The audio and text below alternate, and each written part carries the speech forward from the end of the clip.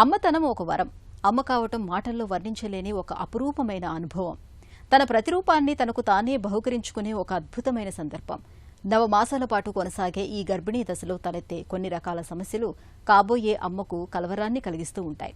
High BP, sugar, thyroid వంటి లోపాలు, అధిక బరువు, ఊబకాయం వంటి సమస్యలు ఆ గర్భాన్ని హై రిస్క్ ప్రెగ్నెన్సీగా మార్చేస్తూ ఉంటాయి. ఇలాంటప్పుడు తల్లి బిడ్డల ఆరోగ్యం విషయంలో ఎలాంటి జాగ్రత్తలు తీసుకోవాలో, హై రిస్క్ ప్రెగ్నెన్సీని ఎలా కాపాడుకోవాలో డాక్టర్ని అడిగి ఇప్పుడు తెలుసుకుందాం.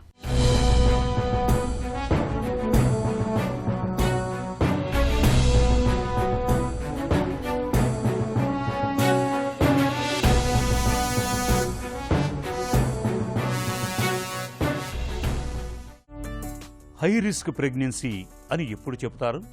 హై రిస్క్ ప్రెగ్నెన్సీ అనేది గర్భిణీ స్త్రీకి కానీ పుట్టబోయే శిశువుకి కానీ వాళ్ళిద్దరికీ ప్రమాదకరమైన రిస్క్ ఫ్యాక్టర్, అంటే ఏదైనా ప్రమాదం ఉండే అవకాశం ఉంటే ఆ ప్రెగ్నెన్సీని హై రిస్క్ ప్రెగ్నెన్సీ అని అంటాం అన్నమాట. ఇండియాలో వచ్చేసరికి ఇది హై రిస్క్ ప్రెగ్నెన్సీ రకరకాలుగా ఎంత కామన్గా ఉంది అని అనటానికి కొన్ని స్టడీస్లో 50% మంది ప్రెగ్నెన్సీ, అంటే ప్రతి 10 మంది ప్రెగ్నెంట్ అయితే 5 హై రిస్క్ ప్రెగ్నెన్సీ గ్రూప్లోకి వస్తారు అని చెప్పేసి అంటారు. కాకపోతే ఆ నంబర్ అనేది మనం హై రిస్క్ ప్రెగ్నెన్సీ అనేది దేన్ని అంటాము అనే దాన్ని బట్టి ఆ నంబర్ అనేది డిపెండ్ అవుతుంది. హై రిస్క్ ప్రెగ్నెన్సీకి కారణాలేంటి? తల్లికి ఉన్న ప్రాబ్లమ్స్ కానీ, పుట్టబోయే శిశువుకున్న ప్రాబ్లమ్స్ కానీ. తల్లికి ఉన్న ప్రాబ్లమ్స్ అంటే ఏంటంటే, గర్భిణీ స్త్రీలు 18 ఏళ్ల వయసు కన్నా తక్కువ ఉన్నా కానీ, 35 ఏళ్ల వయసు కన్నా ఎక్కువ ఉన్నా కానీ, బరువు మరీ ఎక్కువ ఉన్నా కానీ, అంటే వాళ్ళ హైట్కి బరువు బాగా ఎక్కువగా ఉన్నా కానీ, దానికి ఒక క్యాలిక్యులేషన్ ఉంటుంది, ఇంత హైట్కి ఇంత బరువు ఉండొచ్చు అనేది.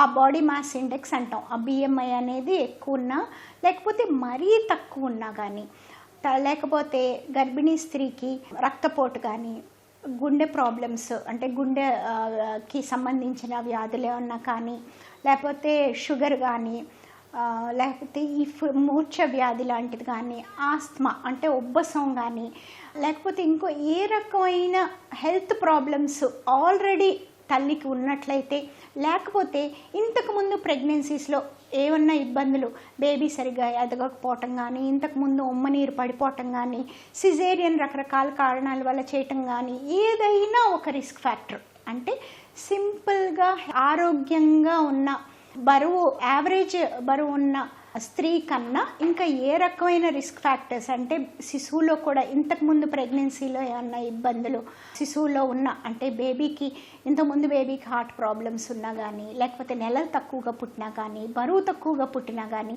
ఇలాంటి రిస్క్ ఫ్యాక్టర్స్ ఏమున్నా దాన్ని హై రిస్క్ ప్రెగ్నెన్సీ అంటాం అన్నమాట.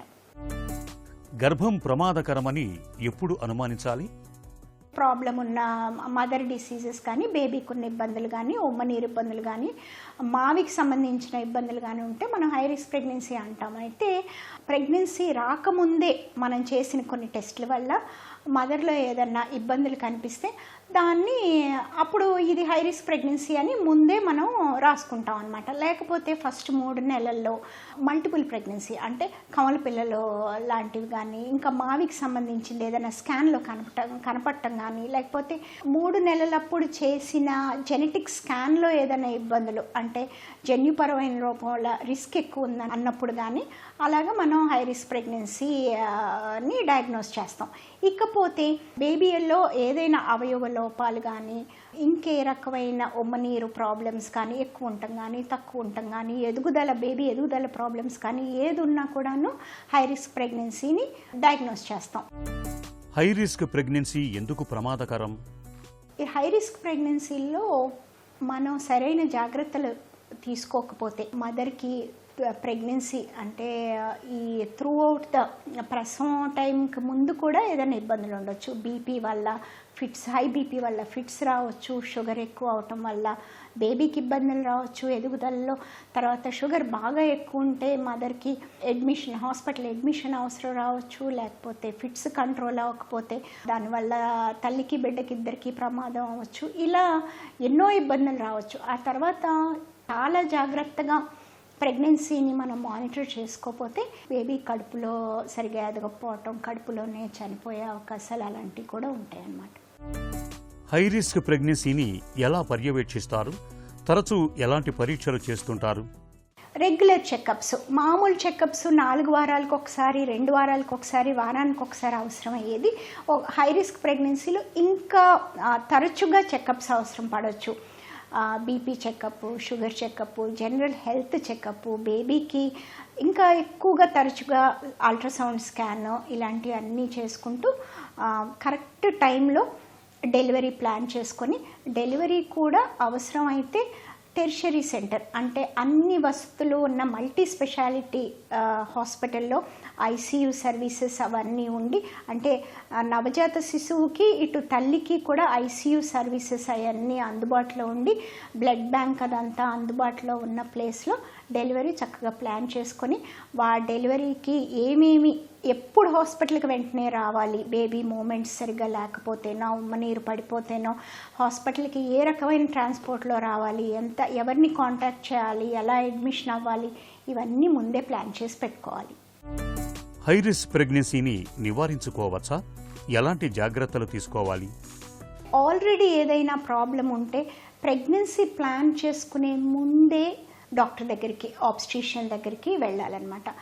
వాళ్ళు ఏం టెస్ట్లు అంటే, ఇప్పుడు ఒకవేళ బీపీఓ, షుగరో, బసమో, లేకపోతే ఫిట్సో, ఇంకా ఏదైనా గుండె వ్యాధో ఏదైనా ఉన్నప్పుడు ఆ టాబ్లెట్లు కరెక్ట్ డోస్లో ఉన్నాయా, ఉంటే వాటిని ఏమన్నా మార్చాలా, వేరే అంటే గుండె స్పెషలిస్ట్ లేకపోతే ఫిజిషియన్కి, కార్డియాలజిస్ట్కి, ఇలా వేరే చెస్ట్ ఫిజిషియన్కి ఎవరికైనా చూపించాలంటే అప్పుడే చూసుకుని తగిన బ్లడ్ టెస్ట్లు, ఎక్స్రేలు అన్నీ చేసుకుని ఆ ప్రాబ్లమ్ని ఒక కంట్రోల్డ్ స్టేట్లోకి తెచ్చుకున్న తర్వాత చక్కగా ఫోలిక్ యాసిడ్ టాబ్లెట్లు, ప్రెగ్నెన్సీలో ఏమీ బేబీకి ఇబ్బందులు రాకుండా ఉండేటట్టు టాబ్లెట్స్ వేసుకుని, వెయిట్ గెయిన్ అంటే వెయిట్ అదంతా average wait, balanced organic diet, ఎట్లా అంటే సమతుల్యమైన ఆహారం చక్కగా తీసుకుంటూ అప్పుడు ప్రెగ్నెన్సీ ప్లాన్ చేసుకోవాలి.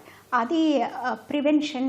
తర్వాత ఇక అప్పటి నుంచి ప్లానింగ్ ప్రకారం టెస్ట్లు ఇవన్నీ డాక్టర్ సలహాతో ముందుకు వెళ్ళాలి. హై రిస్క్ ప్రెగ్నెన్సీ ప్రమాదకరమే కావచ్చు, కానీ ఇవాళ అందుబాటులో ఉన్న చికిత్సలు, మందుల సాయంతో గర్భాన్ని చక్కగా కాపాడుకోవచ్చు. అయితే ఇందుకు తరచూ డాక్టర్లని కలుస్తూ అవసరమైన పరీక్షలను చేయించుకుంటూ ఉండాలి. కాన్పు ఖచ్చితంగా ఆసుపత్రిలోనే జరిగేలా చూసుకోవాలి.